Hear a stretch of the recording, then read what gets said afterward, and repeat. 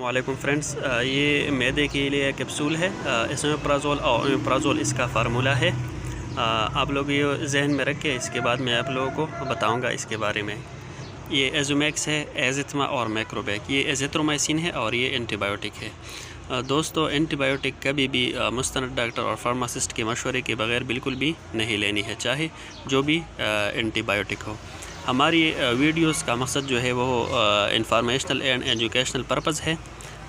कोई भी ब्रांड्स वगैरह की तशहीर नहीं है।